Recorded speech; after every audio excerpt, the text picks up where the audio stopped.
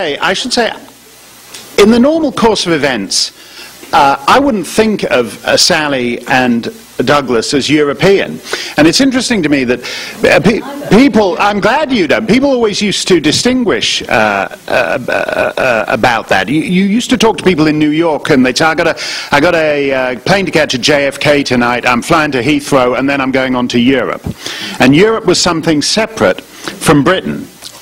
And that's a very important distinction. There was a terrible British sitcom I remember seeing years ago. It was on these sort of boy meets girl thing, and they spent like 6 years not quite kind of, consummating the relationship. It went on for years. A terrible show.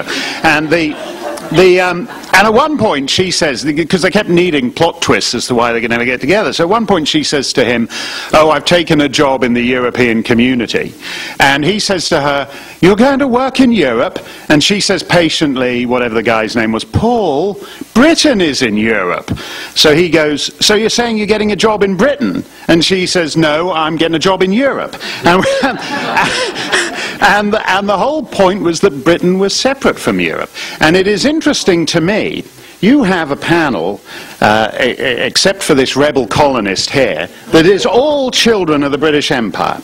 And if Britain was confident about its contribution to the world, it would not be thinking of itself as European in that sense. It would understand that it had made a broader contribution to the world, that every corner of the world, not only the dominant hyperpower of the planet, but also the dominant regional powers, whether you're talking about South Africa or India or Australia, are all descended from this one nothing, miserable, grey, dingy, rainy little island in the North Sea off the coast of Europe. And so it is a measure of the corrosion that multiculturalism and cultural relativism causes that Douglas and Sally should be presumed to be European. I don't think of them so. I don't think of them as that. But to address multiculturalism more broadly, I mean, what I find fascinating is you take traditionalisms, fascism, Nazism, communism. They are almost by definition isms designed to provoke an argument. Some guy comes up and says, "I'm a fascist," and you say, "Oh yeah, well I'm a communist." They're designed to be oppositional.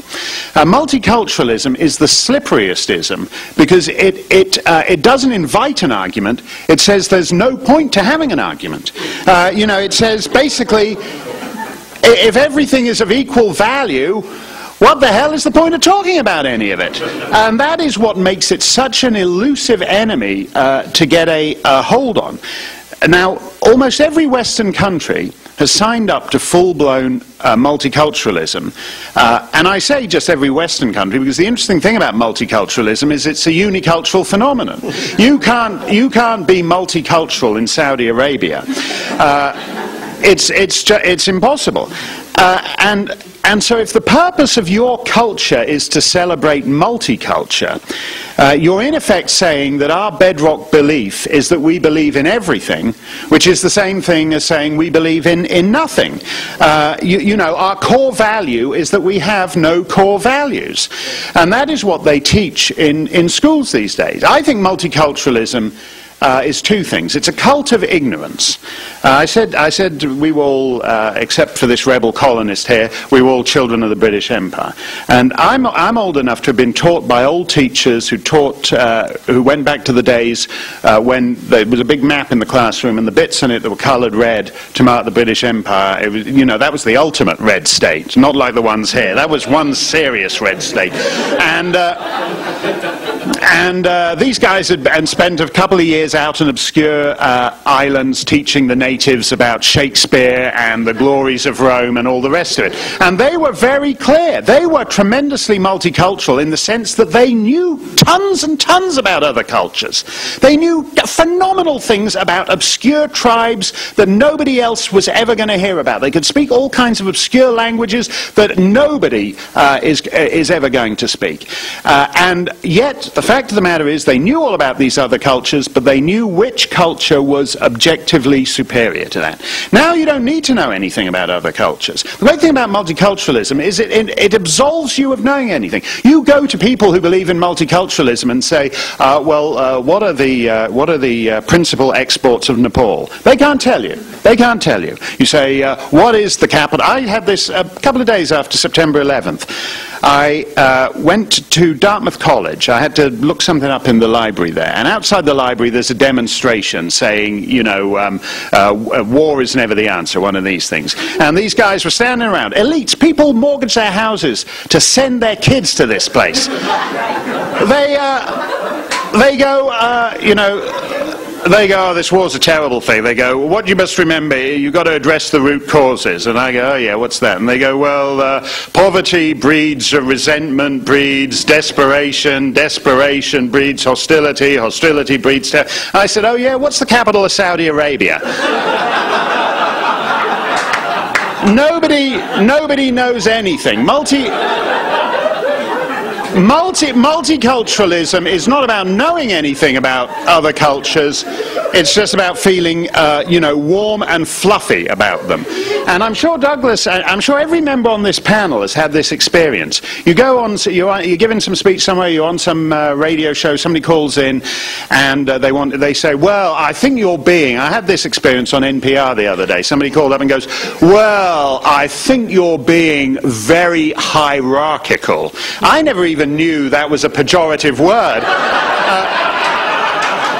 And this guy, I said, well, what do you mean? He said, well, you've just said most Muslim countries aren't free. And I said, look, that is a fact. I said, if you take, for example, countries that just have 20% of the population's Muslim, only 3 of them qualify as free. Serbia and Montenegro, Benin and Suriname. And it will be interesting to see whether France will prosper as a 4th member of that group. And the guy goes, well, what do you mean there isn't free? They're not free. And then, so then you start reeling off objective statistics about literacy, about GDP per capita, about women's rights, about votes and democracy.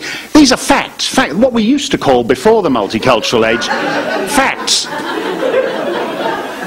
So you reel off 5 facts and the guy goes, oh yeah, well that's just your opinion. I mean, Robert Frost famously said of free verse that it was like playing tennis with the net down, and the trouble with having a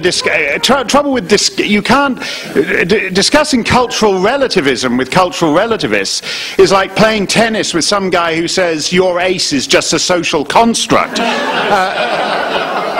You can't, so that is why it is really the most elusive thing that we have to deal with in our society. It's all but impossible, simply because it's a denial of reality.